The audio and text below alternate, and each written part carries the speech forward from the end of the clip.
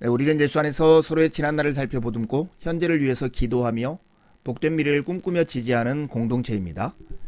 재미솔솔 의미 팍팍 성역 공부 쉬운 한 번째 시간, 오늘은 요한복음 13장 21절에서 32절에 있는 말씀, 사랑과 배신 사이에서 라는 제목으로 함께 말씀을 나누겠습니다. 요한복음은 크게 두 부분으로 나눌 수 있습니다. 1장에서 12장은 표적의 책이고 13장에서 21장은 영광의 책입니다. 가르침을 기준으로 볼 때 두 책의 차이가 극명히 나타나는데요. 표적의 책은 세상을 향해서 표적이라고 하는 방식을 통해서 예수님께서 가르치신다면, 영광의 책에서는 제자들을 향해서 예수님께서 설교를 통해서 그들을 가르치고 계십니다. 오늘 우리가 함께 나눌 말씀은 가룟 유다의 배신이 예고되는 장면인데요. 그 장면에서 예수님은 오히려 하나님과 인자가 영광을 받으셨다고 말씀을 하고 계십니다. 이 사랑과 배신 사이에 어떤 조화가 이루어지는지를 말씀 안에서 확인해 볼까요? 우리가 예수님의 제자라면 예수님의 사랑과 빼닮은 같은 사랑을 해야 합니다. 예수님이 우리에게 보여주신 사랑이 어떤 것일까요? 요한복음 13장 1절에 유월절 전에 예수께서 예수님의 제자라면 예수님의 사랑과 빼닮은 사랑을 하는 사람이어야 할 것입니다. 예수님의 사랑이 어떤 사랑입니까? 하다마다 하는 사랑이 아니고, 변절하는 사랑이 아니고, 아심을 넘어선 사랑이고, 끝까지 하는 사랑입니다. 요한복음 13장 1절이 그 사실을 잘 보여주는데요.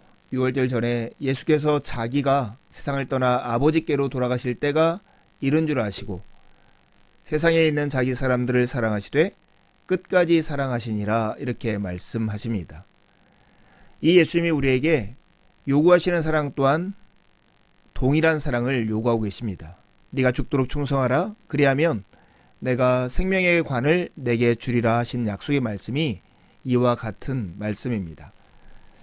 오늘 가룟 유다와 예수님께서 사랑하시는 제자 사이에 어디쯤에 서 있는 우리가 예수님의 선하신 뜻과 사랑을 밝히 알아서 우리도 예수님의 사랑 안에 우리의 삶을 던져 넣는 귀한 시간이 되었으면 좋겠습니다.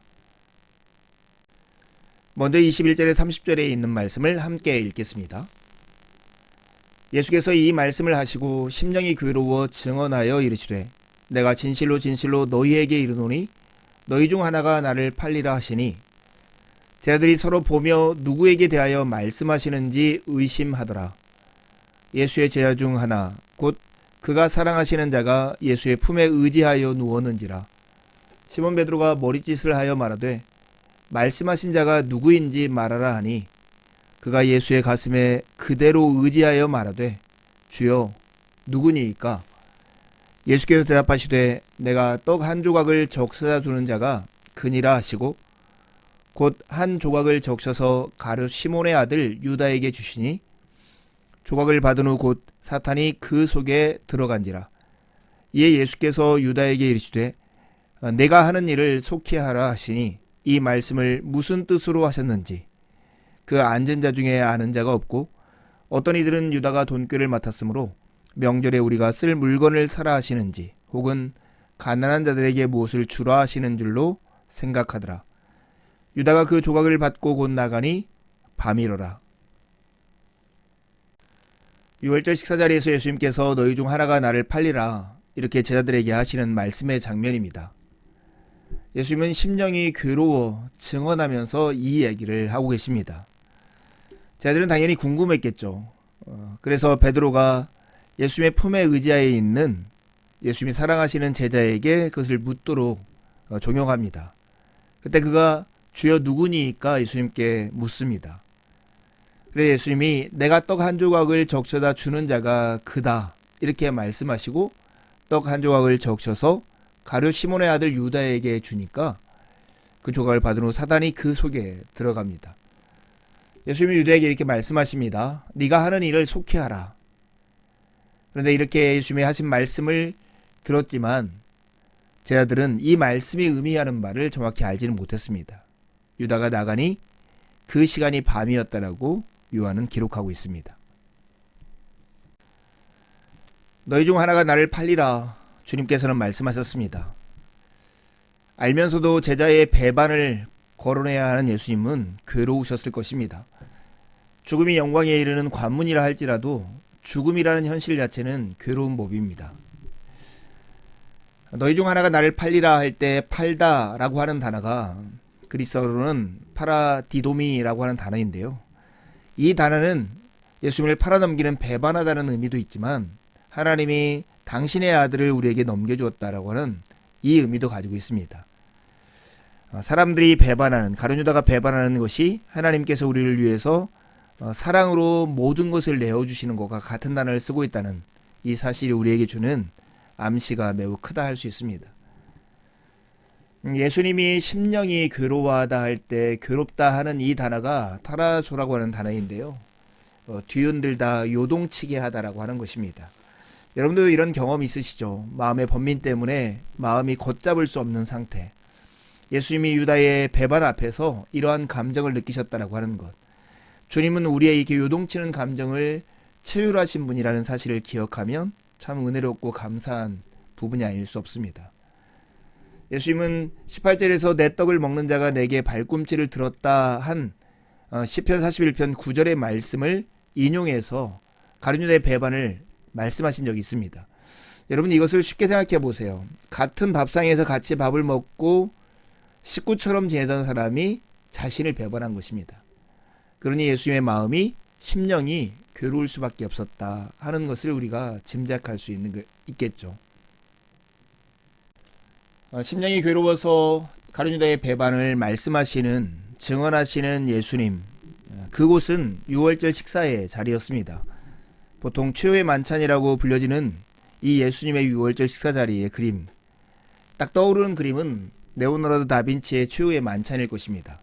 하지만 실제 유월절 만찬의 모습은 이런 모습이 아니었습니다. 이 그림에 가까웠습니다. 이게 디귿자형의 식탁에 놓여 있고 사람들이 이렇게 앉아 있는 것이죠. 가장 주비는 1번 자리에 가장 귀한 손님이 앉고 2번 자리에 주인이 앉습니다. 그리고 사실 맞은편 자리가 가장 말석과 같은 자리입니다. 이런 그림을 토대로 해서 예수님과 예수님이 사랑하시는 제자인 요한, 그리고 가룟 유다가 어디 앉았을까 짐작할 수 있습니다. 아마 1번의 자리에 예수님이 앉았을 것입니다. 이건 주빈의 자리니까요. 2번의 자리는 예수님의 품에 의지하여 누웠던 요한인데 마치 이 만찬을 준비하는 호스트의 자리입니다. 3번은 예수님과 동일한 음식 용기를 사유했던, 예수님이 떡을 적셔서 주었기 때문에 바로 옆에 앉아있는 가룟 유다가 앉았을 거라고 짐작이 됩니다. 그러니 예수님 좌우편에 예수님이 사랑하는 제자인 요한과 가룟 유다가 앉았다고 볼 수 있는 것이죠. 그리고 예수님 맞은편에 가장 말석에 요한에게 눈짓을 하며 그 사람이 누구냐 묻도록 했던 베드로가 앉았다라고 우리는 상상할 수 있습니다. 예수님께서 너희 중에 하나가 나를 팔리라 말씀하셨을 때 제자들이 서로 보면서 누구에게 대해서 말씀하시는지를 의심했잖아요. 당황스러워했다는 거죠. 그때 시몬 베드로가 말씀하시는 자가 누구인지를 묻도록 사랑하시는 제자에게 몸짓을 했고 그가 예수님한테 주여 누굽니까? 이렇게 묻고 있는 것이죠. 여러분 이렇게 사랑의 식탁, 구원의 축제를 기념하는 이 식탁의 자리에서 배반에 대해서 이야기 준다는 것이 사실은 섬뜩하지 않습니까? 사랑과 배신이라고 하는 것이 한자리에 있을 수 없을 것 같은데, 그런데 사랑과 배신과 무지와 당황이라고 하는 이 여러 가지 감정적 요소가 한자리에 어우러져 있는 것이 바로 이 유월절 최후의 만찬의 자리였습니다. 예수님께서는 분명하게 말씀하셨어요. 내가 떡 한 조각을 적셔 주는 자가 그다 말씀하시고 실제 떡 한 조각을 적셔서 가룟 유다에게 주셨습니다. 그런데 거기에 있는 제자들 중에 누구도 가룟 유다가 예수님을 팔 거라고 상상조차 하지 못했던 것이죠. 그러니 예수님의 이런 말씀과 떡을 적셔서 주는 이 행동을 통해서도 가룟 유다가 예수님을 팔 거라고는 생각하지 못했던 것 같습니다. 조각을 받은 다음에 사탄이 가룟 유다 안으로 들어갑니다. 그리고 예수님은 네가 하는 일을 속히하라고 가룟 유다에게 말씀하시죠. 예수님은 고뇌가 자기를 기다리고 있음을 아셨어요. 십자가가 당신을 기다리고 있는 것을 아셨죠. 그것이 필요 이상으로 지연되기를 원치 않았습니다. 그래서 유다에게 어서 그 일을 하여라 이렇게 말씀하신 것입니다. 유다는 아마 제자들 그룹에서 재정을 담당하는 책임자였던 것 같아요. 돈꾀를 맡고 있었던 것이죠. 그래서 예수님께서 네가 하는 일을 속히하라 하신 이 말씀을 명절에 우리가 쓸 물건을 사라고 하신 말씀이라든지 아니면 가난한 자들을 도와주라고 하는 말씀인지 그 정도로 이렇게 제자들은 유추했던 것입니다. 사실은 유다는 예수님을 팔 계획을 모의하고 있었던 것이죠. 이 조각을 받고 나가니 밤이라고 얘기합니다. 여러분, 이 장면이 조금 슬프게 보이지 않으세요? 예수님의 마지막 애정 표현, 어쩌면 돌이키기를 원하는 예수님의 이러한 퍼포먼스가 가룟 유다의 회개를 불러오는 것이 아니라 배반할 마음을 더 확실히 굳히는 계기가 되었다라고 하는 것입니다. 아까 6월절 식사 자리의 모습을 보면 예수님을 중심으로 우측에는 예수님이 사랑하시는 제자, 우리가 요한이라고 짐작할 수 있는 제자가 앉아있고 왼편에는 가룟 시몬의 아들 유다가 앉아있다라고 짐작할 수 있습니다. 어쩌면 우리는 가룟 유다와 예수께서 사랑하시는 제자 그 사이 어디쯤에서 우리의 마음이 왔다 갔다 하고 있는지도 모르겠습니다. 예수님이 사랑하시는 제자는 예수님으로 충만한 사람이었습니다. 예수님이 사랑하시는 사람이었고 예수의 영이신 성령이 자기 안에 역사하도록 허용한 사람, 그게 바로 예수님이 사랑하시는 제자였습니다. 반면 가룟 시몬의 아들 유다, 그는 사탄으로 충만한 사람이 되어버렸습니다. 사탄이 그 안으로 들어와서 하나님 나라를 반대하고 힘이 지배하는 분열과 차별의 나라를 만들도록 허용해버린 사람이 가룟 유다인 것이죠. 예수로 충만한 이 요한은 예수님의 재판의 현장에도 그 자리에 있었고 십자가에 달리실 때도 자리를 지켰습니다. 그래서 예수님은 어머니인 마리아를 돌봐달라고 부탁하기까지 합니다. 그러나 사단으로 충만한 가룟 유다는 결국 은 30의 예수를 팔아넘기는 그 일을 하고 마는 것이죠. 여러분, 사탄이 떡을 받아든 가룟 유다 안으로 들어갔다 할 때 이 가룟 유다가 귀신이 들렸다 이렇게 생각하면 안 됩니다. 마태, 마가, 누가복음 이 공간복음서에서는 귀신 들린 자를 고치시는 예수님의 표적들이 나타나지만 요한복음에는 그것들이 전혀 없습니다. 여기서 사탄이라고 하는 말은 고발자라는 뜻입니다. 다른 사람을 기소하고 고발하는 사람을 가리키는 법적인 용어가, 법정의 용어가 바로 사탄입니다. 그는 하나님 나라를 반대하고 예수를 고발하는 자의 위치에서는 그런 사람으로서 행동하고 있다는 뜻입니다. 나는 가룟 유다와 다르지. 쉽게 이렇게 말할 수 있을지 모릅니다. 하지만 우리 안에도 유다와 같은 본성이 있다는 것을 잊지 말아야 합니다. 영국에 가면 유다라고 불리는 양이 있다고 그래요. 도축장에서 내릴 때 거기에 끌려간 양들은 거기가 불길한 곳임을 본능적으로 알아차린다고 합니다. 양을 실은 트럭이 멈추고 트랩이 내려가지만 양들은 움직이려 하지 않는 것이죠. 그래서 도살장 주인들은 이 문제를 해결하는 방법을 고안해냈다고 해요. 그들은 도축장에 익숙해져서 더 이상 이 도축장의 환경을 신경 쓰지 않는 양 한 마리를 늘 가지고 있다고 해요. 트럭이 도착하면 이 도축장에 익숙한 양 한 마리를 트랩을 따라서 그 트럭에 올려보내는 거예요. 그러면 그 양은 아주 쾌활하게 움직이면서 다시 트랩을 따라서 내려오는데 그 양을 트랩을 따라 내려오는 이 익숙한 양을 따라서 다른 양들은 자기 무리 가운데 하나가 길을 인도하는 것을 보고 뒤따른다는 것이죠. 그리고 죽음의 길로 가는 거예요. 도축장 작업자들은 이 양을, 이렇게 인도하는 양을 유다라고 부른다고 합니다.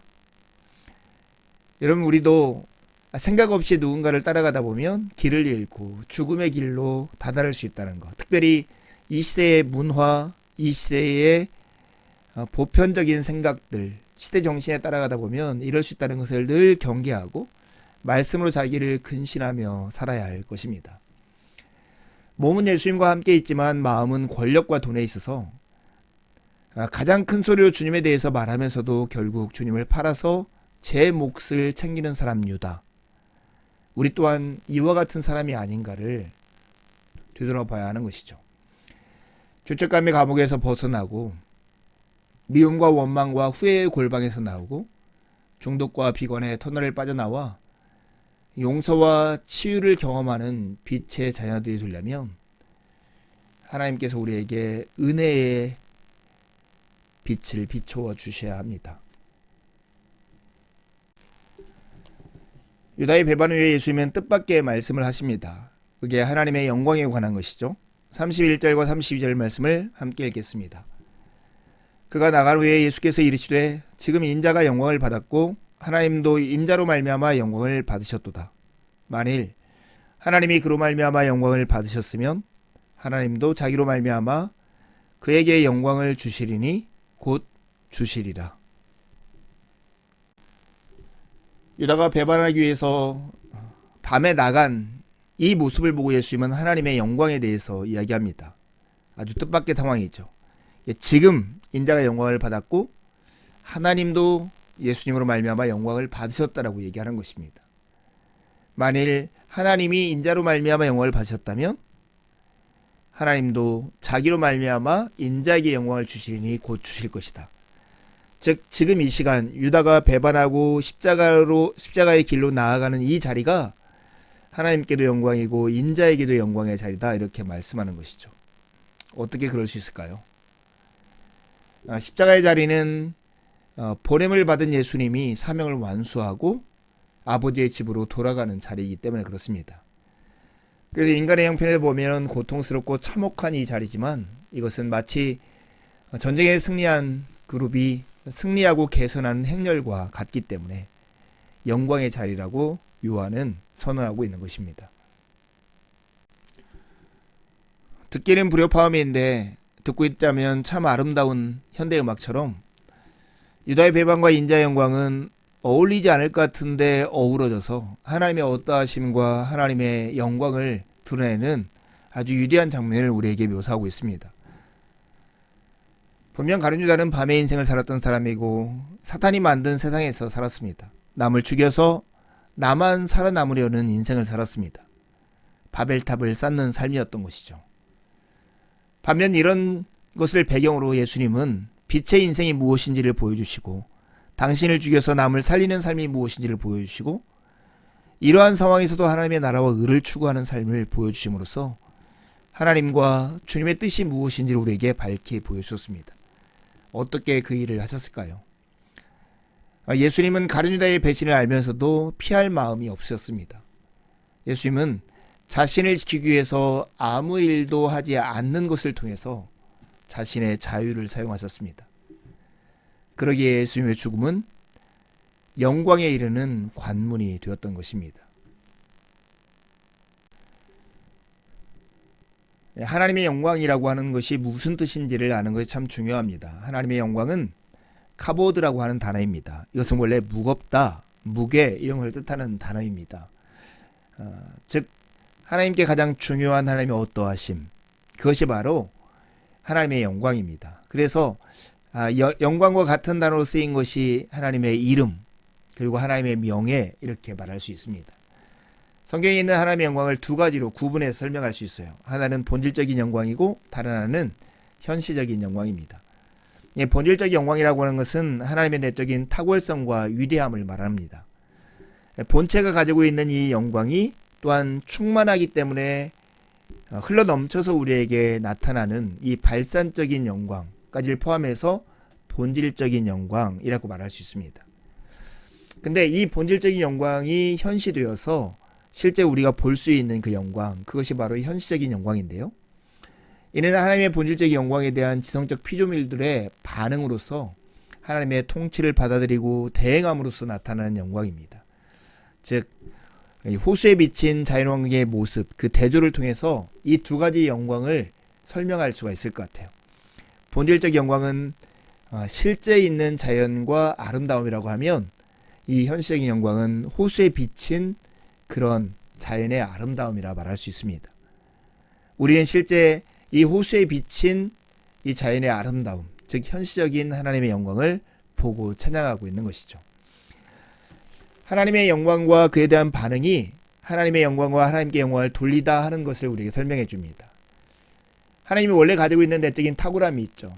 근데 그것이 충만하기에 흘러넘치는 발산이 이루어집니다. 그러면 지성적인 피조물들은 그것을 지식으로 알고 인식하게 됩니다. 그리고 우리는 그것에 대해서 찬양하고 감사할 때 하나님께 영광을 돌리게 되는 것이죠. 우리가 먹고 마시는 그 모든 것이 하나님의 영광을 위해서, 무엇을 먹든지 무엇을 마시든지 하나님의 영광을 위해서 하라고 하는 그 기쁜 뜻이 하나님의 내적인 탁월함으로부터 인식된 현실적인 영광을 보고 하나님을 찬양하고 하나님을 의지하고 신뢰하면서 살라고 하는 그런 명령과 같은 뜻입니다. 사람은 정말로 아름다운 모습을 보면 자랑하고 찬양하게 되어 있습니다. 하나님의 영광, 하나님의 내적인 탁월함과 그것들이 발산되어서 우리가 경험하고 이해하게 되면 그 하나님의 영광을 자랑하고 하나님의 영광을 찬양하지 않을 수 없습니다. 그런데 갈라디아서 6장 14절에 보면 바울 사도에게 이런 자랑, 이런 찬양의 내용이 단 하나밖에 없다라고 그가 말합니다. 그런데 내게는 우리 주 예수 그리스도의 십자가 밖에는 자랑할 것이 아무것도 없습니다. 그러므로 그리스도로 말미암아 내 쪽에서 보면 세상이 죽었고 세상 쪽에서 보면 내가 죽었습니다. 바울 사도의 고백입니다. 바울 사도에게 예수 그리스도의 십자가야말로 최고의 자랑이고 최고의 영광이고 최고의 찬양의 내용이다 하는 고백이죠. 여러분, 우리가 진짜 그리스도인인가 아닌가, 예수님의 제자인가 아닌가를 진단하는 중요한 질문이 이것입니다. 십자가가 영광이고 유일한 자랑입니까? 십자가의 방식이 최고의 사랑입니까? 이 질문에 예라고 대답하는 사람이 바로 그리스도인입니다. 우리는 우리의 마음을 속여서 여전히 이 하나님의 방식과 하나님의 영광을 거부하려고 하는 마음의 태도가 우리 안에 있다는 것을 늘 기억해야 합니다. 다른 헛된 것을 하나님과 하나님의 방식을 대신하는 자리에 두는 그런 잘못을 피하기 위해서 우리는 이런 질문을 해봐야 돼요. 기쁨과 위안을 얻고 싶을 때 어떤 생각을 습관적으로 하는가 하는 거예요. 바울 사도에게 이 질문을 했다면 저는 예수 그리스도의 십자가요, 이렇게 답했을 것입니다. 여러분은 무슨 생각을 하십니까? 돈과 관련해서 이렇게 질문해 보면 좋습니다. 여러분은 어떤 것을 위해서 별 고민 없이 돈을 사용하고 있습니까? 정말 주님의 사랑의 방식을 위해서 삶을 쓰는데 이렇게 사용하고 있다면 우리가 바로 살고 있는 것일 것입니다. 기도와 관련해서도요.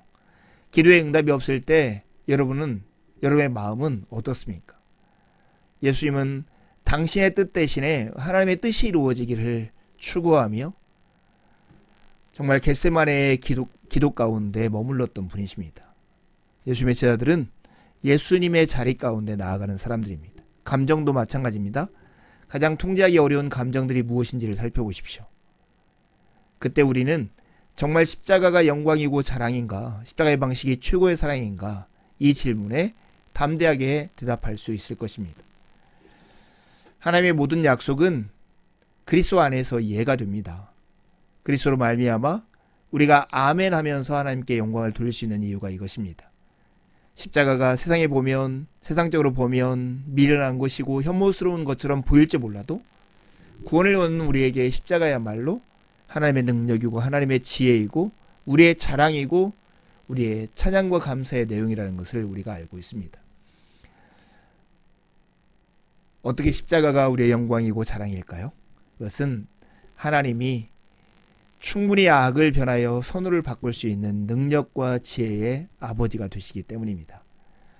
오늘 유다의 배신과 하나님의 영광 사이에 부조화처럼 보이지만 실제로 정말 아름다운 조화를 일궈내는 이런 장면을 통해서 십자가야말로 우리의 영광이고 자랑이라는 것을 더 깊이 묵상하는 한 날이 되기를 바랍니다. 오늘도 말씀 안에서 교제할 수 있어서 너무나 기쁘고 좋았습니다. 남은 한 주 주님의 은혜를 의지해 살고 복된 주일에 함께 만나서 기쁨으로 우리 하나님을 예배하시죠. 감사합니다.